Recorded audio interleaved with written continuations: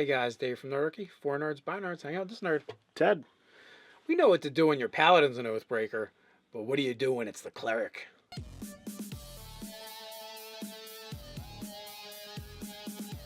Jump down in the description below where you can sign up for Nerdarchy the newsletter. It's a great way to get gaming tips as well as learn how to game with Nerdarchy. So we got another GM 911 for you guys, which the original post is in the description below. If you have a GM 911, you can send it to nerdarchy@gmail.com as well as viewer suggestions. So Marcel from Germany, basically it breaks down to he's got a cleric that went against his alignment, went against the tenets of his faith, which he made up, and basically more or less doomed a town. He wants to know, what should I do as the DM? So they captured an orc, slit the thing's throat after they found that they couldn't talk to him. Utterly crazy. Alignment is one of the things that I think is a major problem at times in D&D because there is so much wiggle room within each of the 9 things, but slitting a captured prisoner, slitting his throat, is in every way, shape, or form against the alignment of lawful good. I hate forcing alignment shift, but it's murder, so it's against the law, and it's evil, which he clearly isn't supposed to be. I think, being punished by his god and forcing an alignment shift is not completely out of the question here.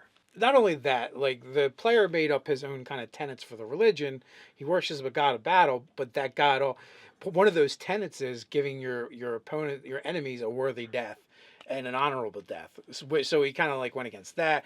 Executing an enemy, not a big deal if it's done in basically in a lawful way, which it wasn't, because unless he has some kind of jurisdiction over law in this town, then it doesn't really work. So yes, alignment shift might be required. His deity may cut him off, or he may have to go and seek some kind of penance with his deity. Personally, I would like to see this resolved as a quest. Yeah, I agree. He should start getting, some prophetic dreams or signs or something that he'll acknowledge, and also too, I would also out of game probably have a conversation with my player and go, hey, you told me that your god is this, this, and this, and here's what happened. So this is going to be a problem. Depending upon the level of the game, you could completely remove, any spells until this is resolved, or you could limit how many spell slots that the character has access to, and that would be a way of the deity drawing back, and until the quest was completed and the deity's faith in that character was restored, he would have to suffer this limitation.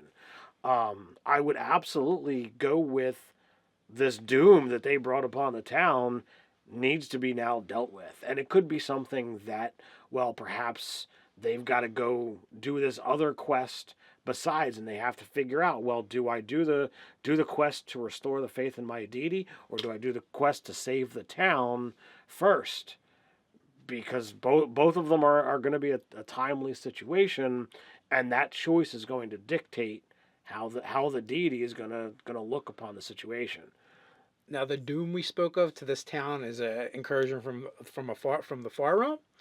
Another way to go is be like, well, how do you feel about your character picking up some warlock levels, in Great Old One, and that power could provide your previous cleric levels, or at least give you access to the abilities you had before, or you could switch to a different deity. These are all things. Cutting off the spell use completely is kind of harsh. Maybe anti-inspiration from time to time, as kind of like as a result.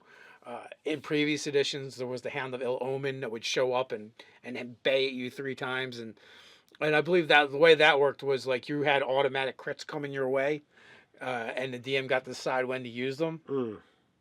And if your DM was like mine, who was kind of evil, would pick the most opportune times to do it. Well, I look at, of all of the classes, Cleric and Paladin, they have their abilities bestowed upon them by a god. they're literally a conduit of their power.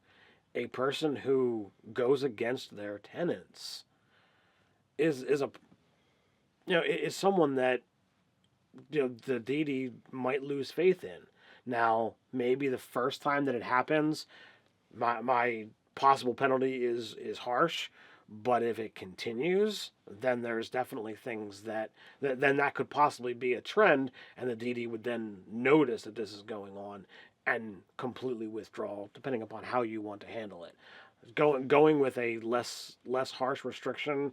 Okay, well, let's do the Hound of Ilum and give him a die 6 number of crits that are gonna just be given to him whenever you feel like it's a possible way of doing it. But They both work. It just depends on your table, your game, how your player is going to react, what you guys have done previously in the game, what kind of precedent there is. And the other thing is, like, does this player want to does he want his character to change, alignment wise, and how he's playing them? Because if so, this is the time to do it as well. So this is going to be a combination of in game and out of game to kind of feel out your player, figure out where they want to go with it, and where it's going to progress the story. Because clearly now too, the other thing is the world now has a new threat in it that wasn't necessarily there before. So that's going to influence where your game goes. You would think that they're going to want to do something to try and fix that. So there is that, and there is also, I would probably start beginning to try and subtly corrupt that player, and change their character, as a like they would have total choice. It's not like I wouldn't just do it to them, but they would get dreams. They'd have promises of power. Maybe people reaching out to them. Things like that. Next time they go to cast their magic, maybe it feels a little different. Especially if they're not paying attention to the signs that something's happened and something is wrong.